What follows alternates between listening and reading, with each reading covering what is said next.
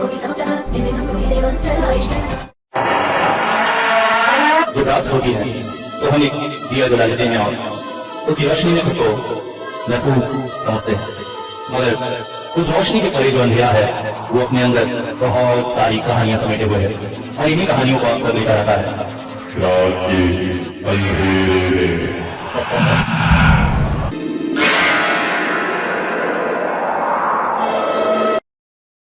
Hello, आदाब, नमस्कार, सत श्री अकाल दोस्तों। आज मेरा मूड बहुत अच्छा है। आज की स्टोरी ज़बरदस्त बनेगी क्योंकि अभी अभी मैं देख कर आया हूँ film Spiderman no way to home. Awesome film है यार, ऑसम फिल्म है। आप सबसे रिक्वेस्ट है जरूर जाकर देखो, मज़ा आ जाएगा। क्या फिल्म है यार। जितने स्पाइडरमैन के विलन थे सब एक साथ, और ऊपर से तीन स्पाइडरमैन एक साथ उनसे लड़ते हुए। Oh, full comedy, full emotion, full action. दिल खुश हो गया यार। ऐसी फिल्में बने तो फिर क्या कहना। हॉलीवुड आज तक इस तरफ की फिल्म नहीं बना पाया। बीच में तो हॉलीवुड फिल्में बिल्कुल बोगस हो गई थी। इवन स्पाइडरमैन की स्टोरी भी इतनी बोर हो गई थी, मगर सारी कसर पूरी हो गई इस फिल्म को देखकर। तो भाई सबसे निवेदन, जरूर देखिए Spiderman no way to home. थोड़ा सा हड़बड़ा इसलिए गया क्योंकि दिमाग खराब है यार। क्या बात है भाई, आप लोग के लिए इतनी अच्छी क्विज कॉन्टेस्ट कर रहा हूँ मगर आप लोग जवाब ही नहीं दे रहे। क्या बात क्या है, क्वेश्चन बहुत कठिन हो जा रहा है भाई। पिछले एपिसोड से ही तो पूछ रहा हूँ, रश्मि जी के अलावा अभी तक किसी ने जवाब नहीं दिया, किसी ने कुछ नहीं किया। ये क्या हो रहा है भाई, थोड़ा जागो। इतना अच्छा काम कर रहा हूँ आप लोगों के लिए, आप लोगों के रिस्पॉन्स ही नहीं दे रहे। बस अपनी चाहते बताते रहते, ऐसी स्टोरी वैसी स्टोरी। और भैया ऐसा है कि अनंत चक्र जैसी स्टोरी ना कभी कभी बनती है। ये कोई फैक्ट्री में प्रिपेयर्ड माल नहीं है कि कभी भी कुछ भी बना दिया, बार बार डुप्लीकेट कर दिया। जब ऐसा कॉन्सेप्ट आएगा, मिलेगा, तो ज़रूर आपके लिए स्टोरी बनाऊंगा। और रफ़ीक भाई, हाँ बहुत अच्छी बात है कि आप मुझे हमेशा विश करते रहते हो। हाँ सॉरी, मैं शायद आपको जवाब नहीं दे पाया क्योंकि भाई बिज़ी हूँ, थोड़ा होता है। कोशिश मेरी यही रहती है कि कमेंट्स के सारे जवाब दूँ। व्हाट्सअप वगैरह में जवाब देना संभव नहीं हो पाता है। उसके साथ साथ आप मैसेजेस भी इतने लंबे लंबे लिखते हैं। भैया देखो क्या है ना, बहुत सारे लोग मेरे पास है जो ऐसे मैसेजेस भेजते रहते। तो स्टोरी से रिलेटेड अगर आप कुछ लिख रहे हो, कुछ अच्छी बातें कर रहे हो, ठीक है। अब यहाँ पर आप लिखोगे कि भाई बीवियाँ हमको डांटती है, हमारी ज़िंदगी ऐसी है, तो इस टाइप की बातें करने का ना मेरे पास टाइम नहीं है। दूसरी बात, मैं ऐसे बंदों से सख्त नफरत करता हूँ जो अपनी बीवियों से डरते हैं। तो इसीलिए शायद आपको मैंने उस बार जवाब नहीं दिया क्योंकि आपका मैसेज ही मेरा दिमाग ख़राब कर गया। तो मैसेजेस अगर आप लिख रहे हैं तो अच्छा लिखिए, जैसे रक्षित भाई ने किया, बहुत अच्छा काम किया। उन्होंने बहुत अच्छे सजेशंस दिए मुझे। ऐसे मैसेजेस के जवाब देने, उनसे बात करने में भी मज़ा आता है यूजुअली। बाकी तो फिर क्या कहूँ, खैर ज़्यादा कुछ नहीं कहूँगा। आज मूड बहुत अच्छा है, एक ज़बरदस्त स्टोरी सुना रहा हूँ। अच्छा बाबा, आप इतने विश्वास से कैसे कह सकते हैं कि वो यक्षिणी ही थी? दूसरी कोई प्रजाति भी तो हो सकती है, किशोरी ने पूछा। सही कह रहे हो तुम, मगर जिस वक्त टॉली का घूंघट हटा था और मैंने माला उसके सिर पर ठिकाई थी, उस वक्त मैंने उसका स्वरूप देखा था। वो स्पष्ट यक्षिणी ही थी, बेताली यक्षिणी। वैसे मैंने तुम लोगों से कई बार डामर तंत्र की बात की है। डामर तंत्र के कई भाग हैं, रुद्र डामर, दुर्गा डामर, भूत डामर। ऐसे ही एक भाग है यक्ष डामर। इसी यक्ष डामर तंत्र में बेताल यक्षिणी की साधना का उल्लेख मिलता है।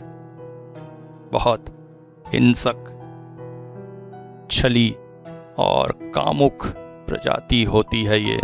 इसके नाम में अगर से जगाया जाए और जिसके ऊपर छोड़ा जाए, उसका बच पाना बहुत मुश्किल है।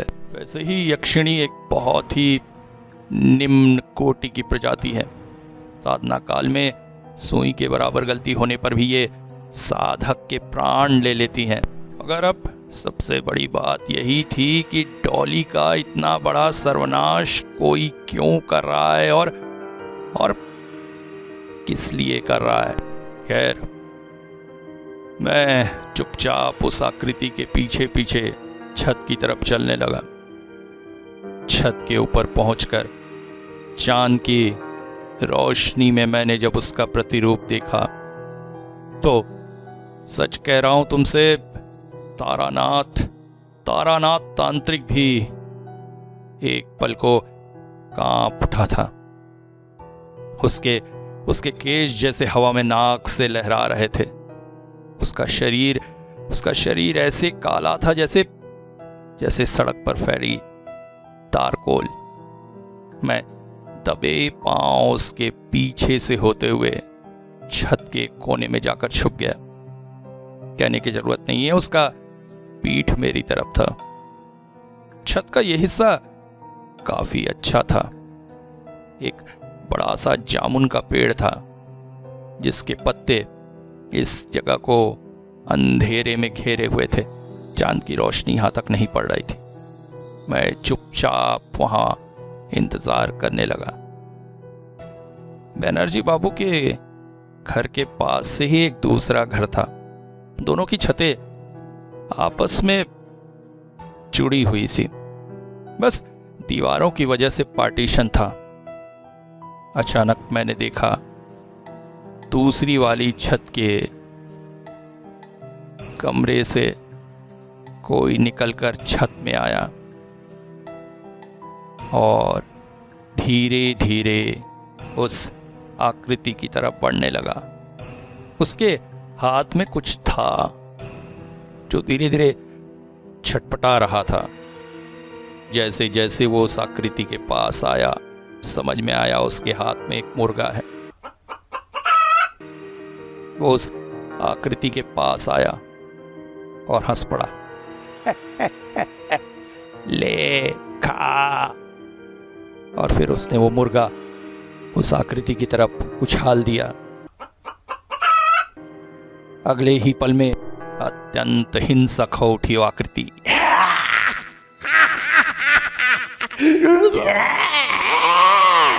और फिर उसने मुर्गे की गर्दन हाथों से उखाड़ कर फेंक दी और उसके गले से निकलता हुआ खून पीने लगी।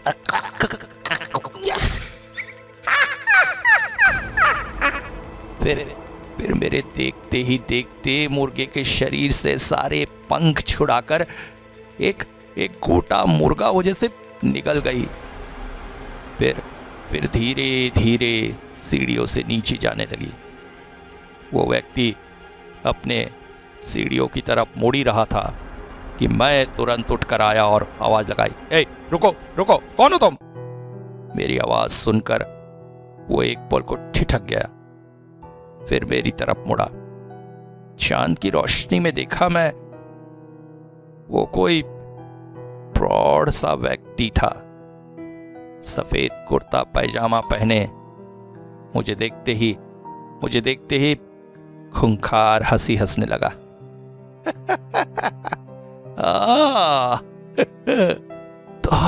तो तू ही है वो क्या बोलते हैं है?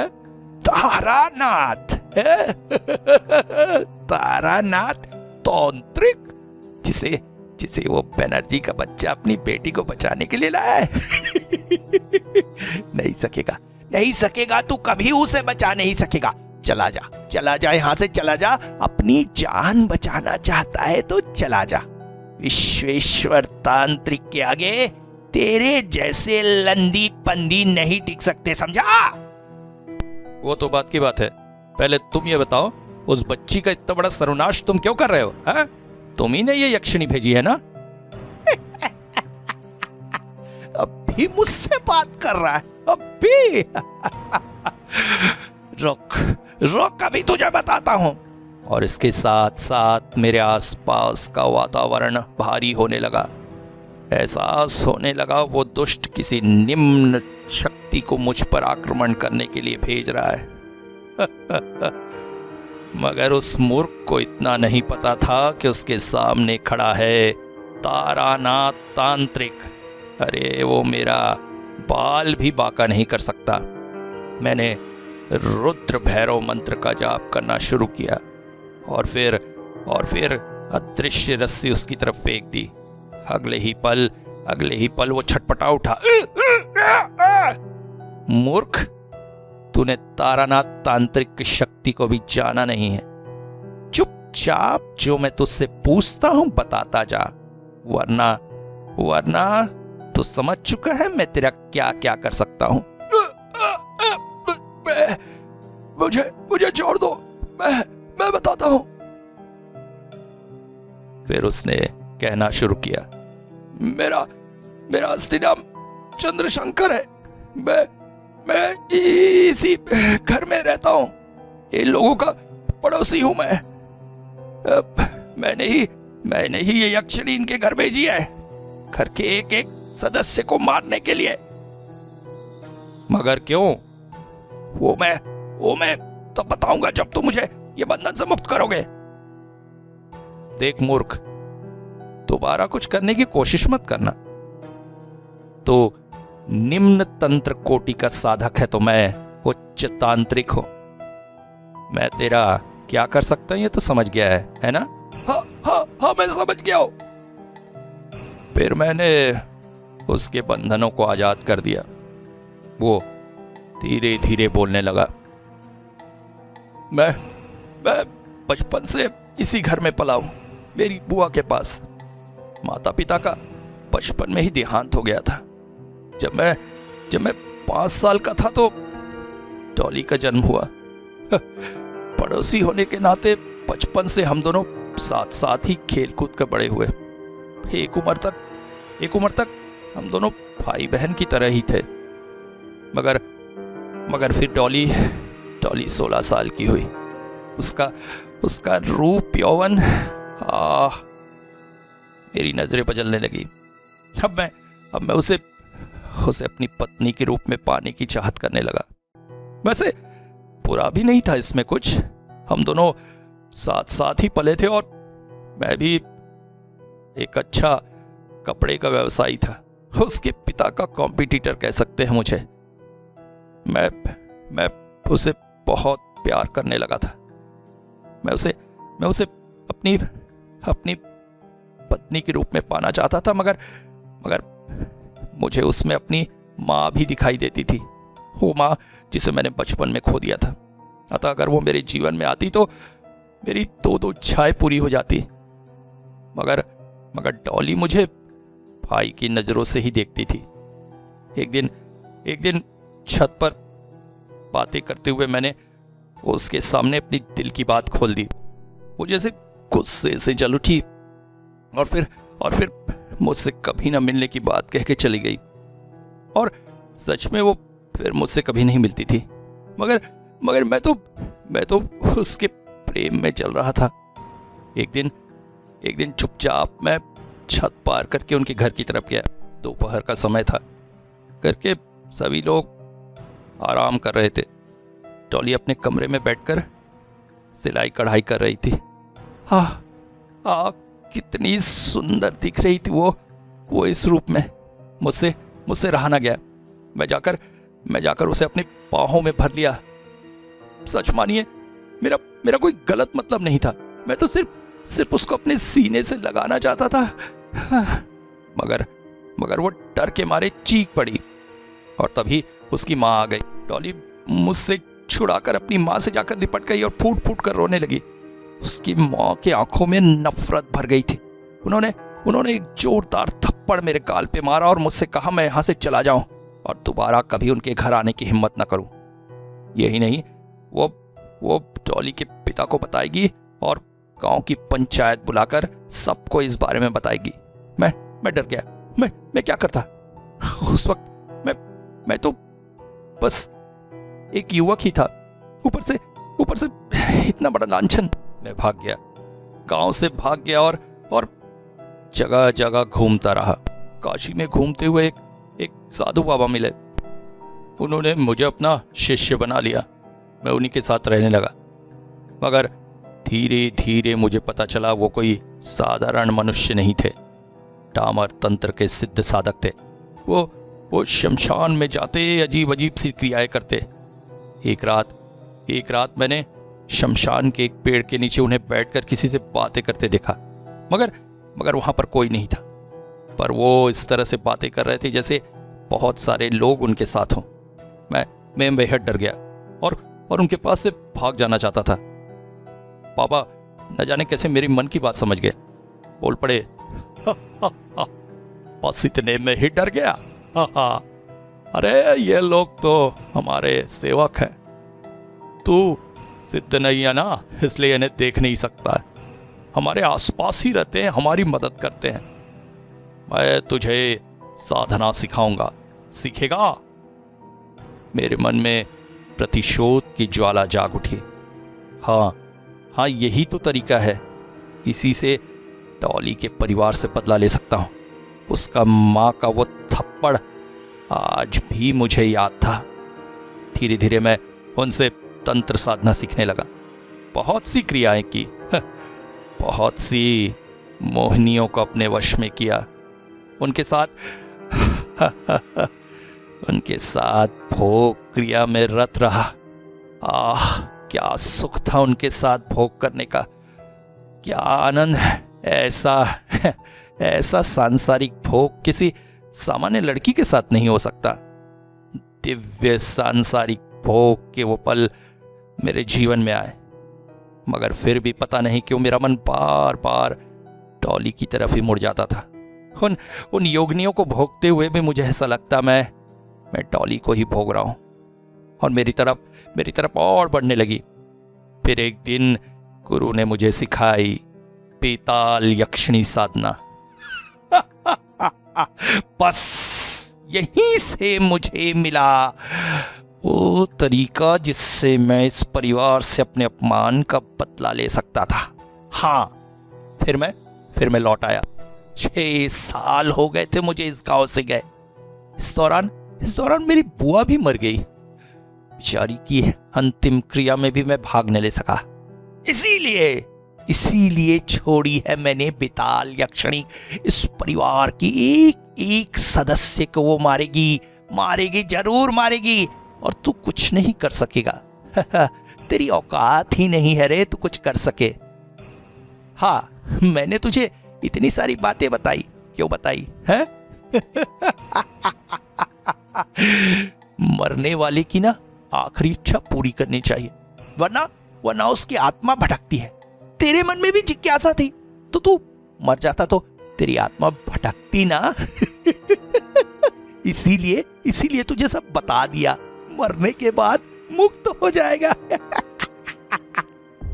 मुझे हंसी आ रही थी उस पर। मेरी शक्ति समझने के बाद भी वो मुझ पर हंस रहा है, मगर कुछ ही पलों में मुझे समझ में आया मूर्ख वो नहीं, मूर्ख मैं था, क्योंकि मुझे बातों में लगाकर उसने अनजाने में ही उस यक्षिणी को बुला लिया था जो इस वक्त मेरे पीछे खड़ी थी। उसकी गरम गरम सांसें मेरी गर्दन पर पड़ रही थी। उसकी लपलपाती जीभ मेरे गालों पर तैर रही थी।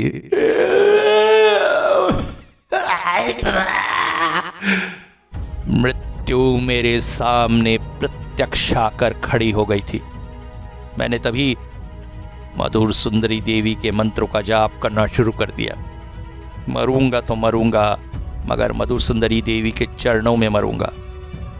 अगले ही पल मैंने देखा उस युवक की आंखों में अत्यंत भय। वो चीख उठा, मैं तुझे छोड़ूंगा नहीं, कहकर वो सीढ़ियों से नीचे भाग गया। मुड़कर देखा तो यक्षिणी भी जा चुकी थी। समझ में आ गया, मधुर सुंदरी देवी की कृपा से इस बार तो मैं बच गया। मगर मुसीबत अभी टली नहीं थी, क्योंकि वो चुप नहीं बैठने वाला। नीचे कमरे में गया तो महसूस किया डॉली के कमरे का दरवाजा बंद था, मगर अंदर से एक महिला के चीखने की आवाजें आ रही थी। यक्षिणी उग्र हो चुकी है, अत्यधिक क्रोधित हो चुकी है। ऐसे में वो किसी को भी क्षति कर सकती है। तुरंत ही अपने कमरे में गया और एक अभिमंत्रित ताला लाकर डॉली के कमरे में लगा दिया। अब कुछ समय तक यक्षिणी कमरे में बंद रहेगी। अब मुझे सोचना है आखिर मैं क्या करूं। कहते हैं जब कोई उपाय ना मिले तो सब कुछ ईश्वर पर छोड़ देना चाहिए। बस यही सोचकर मैं चुपचाप जाकर सो गया। और आश्चर्यजनक तौर पर उस रात मुझे सपने में मधुर सुंदरी देवी ने दर्शन दिया। आह, वही स्निग्ध में, वही लावण्य, नीली साड़ी पहने, ठीक जैसा जैसा साधना काल में नदी किनारे उस वृक्ष के नीचे वो मुझसे मिलने आती थी। उससे बोली, साधक, ये समय शांत बैठने का नहीं है। यक्षिणी अत्यंत उग्र है और वो दुष्ट विश्वेश्वर भी प्रयासरत है तुम्हारा अनिष्ट करने का। जो करना है तुम्हें कल में ही करना है, इसलिए प्रस्तुत हो। और सुनो, इस बेताल यक्षिणी को अगर कोई वश में कर सकता है तो वह है देवी प्रत्यांगिरा। इस घर के पीछे एक बेर का पेड़ है। कल रात में तुम्हें वहां पर देवी प्रत्यांगिरा की पूजा और 1008 आहुतियों के साथ हवन करना है। देवी प्रत्यांगिरा ही इसका नाश कर सकती है। हाँ, इस दौरान वो दुष्ट तुम्हें रोकने की कोशिश अवश्य करेगा, मगर मैं उसके सारे उपचारों को नष्ट करती रहूंगी। निश्चिंत रहो, तुम मेरे वरद हस्त हो, मगर कल ये काम तुम्हें अवश्य निपटाना है। ये कहकर देवी अदृश्य हो गई और मैं हड़बड़ाकर उठ बैठा। ओफ, अभी तक मेरे दिमाग में ये बात क्यों नहीं आई? देवी प्रत्यांगिरा, हाँ, नरसिंह भगवान के स्त्री स्वरूप नरसिंहा देवी का एक अत्यंत उग्र रूप। मस्तक शेर का, शरीर स्त्री का, 4 हाथ, हाथों के भयानक नाखूनों से राक्षसों का सर्वनाश करने वाली मां प्रत्यांगिरा। अगली सुबह उठकर सबसे पहले मैंने सारी घटना बनर्जी बाबू को बताई। वो आश्चर्यचकित हो उठे।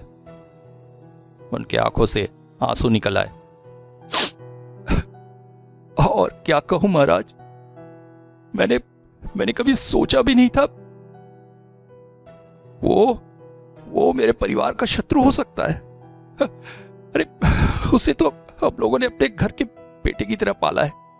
बचपन में आता जाता था हमारे यहाँ, डॉली के साथ खेलता था।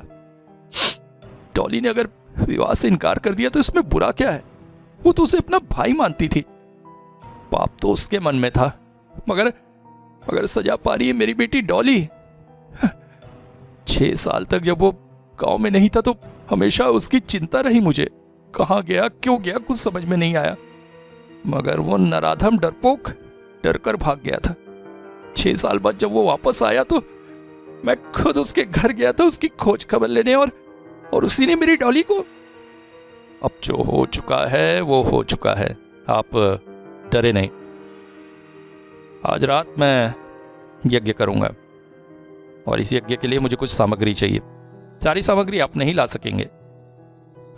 जाइए, आप अपना काम देखिए। दोपहर के समय किसी को भेज दीजिएगा, मैं एक लिस्ट दूंगा, कुछ सामान ले आए। बाकी सामान मैं खुद बाजार से ले आऊंगा। धीरे धीरे शाम ढलने लगी। रात को मैं उस पेड़ के नीचे अकेला ही पहुंच गया। घर के सभी लोगों को निर्देश था आज की रात कोई सोए नहीं और घर से बाहर भी न निकले। और हाँ, डॉली के कमरे से कितने भी चीखने चिल्लाने उत्पात की आवाज आए, भूल कर भी दरवाजा न खोले। इस वक्त उस कमरे में डॉली नहीं अपितु यक्षिणी है। जरा सी गलती का अंजाम बहुत भयानक हो सकता है। बेर के पेड़ के नीचे पहुंचकर मैंने प्रत्यांगिरा देवी का यंत्र जमीन पर बनाया।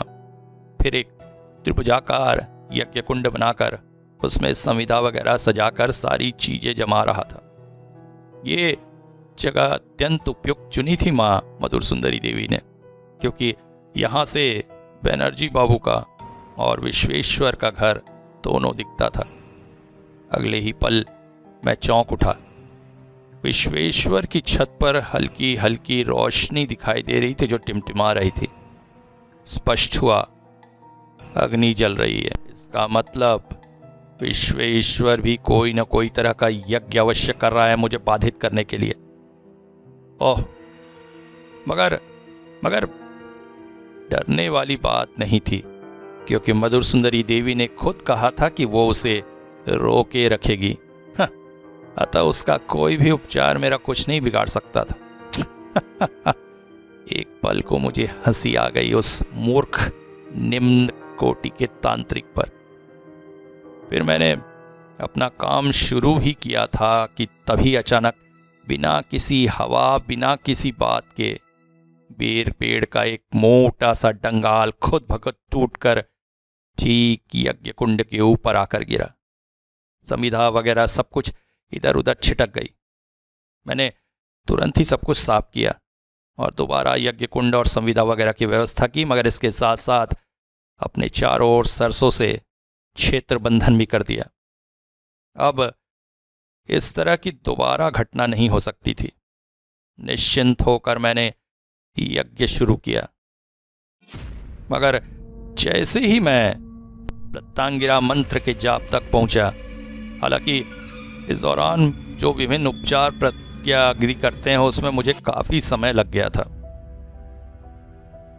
प्रत्यांगिरा मंत्र का जाप शुरू कर पहली आहुति डाली ही थी कि अचानक रात्रि के इतने गहरे पहर में भी न जाने कहां से ढेर सारे कौवे आकर उपस्थित हो गए आकाश में, और उनकी आवाज से जैसे आकाश फट पड़ने को था। और ये तो कोई अच्छा लक्षण नहीं है।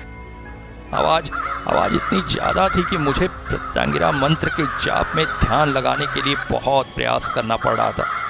बार बार मेरा ध्यान टूट रहा था और मंत्र पढ़ने की प्रक्रिया धीरी होती जा रही थी।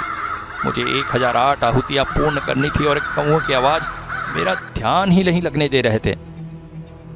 तंग होकर मैंने एक गुड़हल का फूल घी में डुबाया और माँ मधुर सुंदरी देवी का मंत्र पढ़कर उसे हवा में उछाल दिया।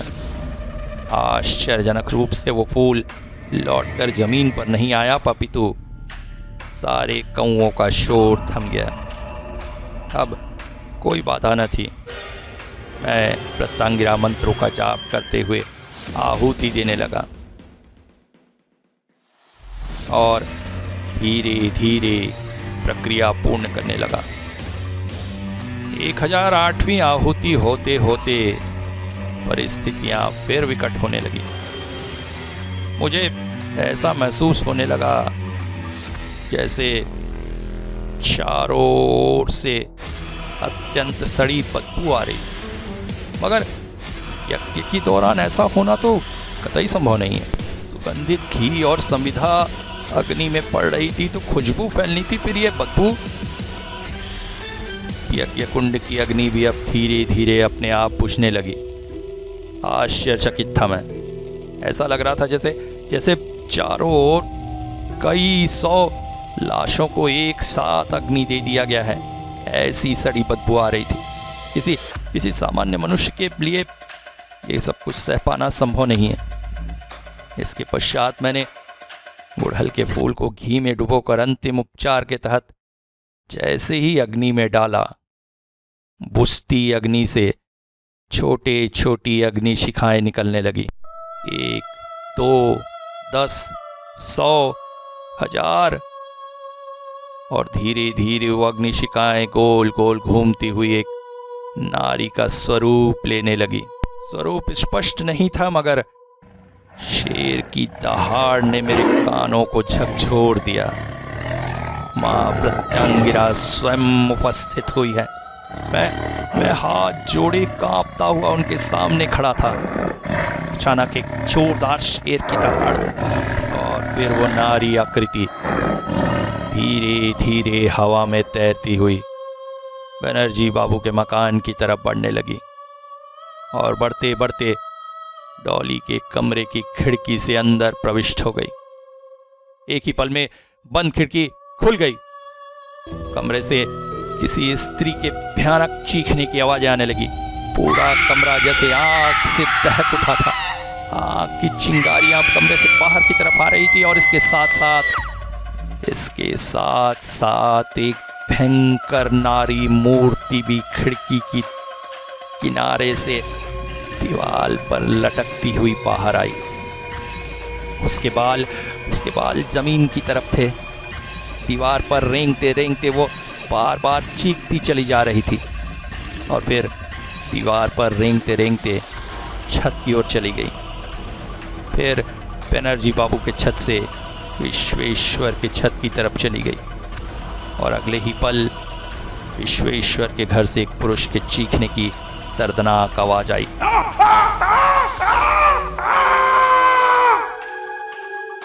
अगले ही पल सब कुछ शांत हो गया।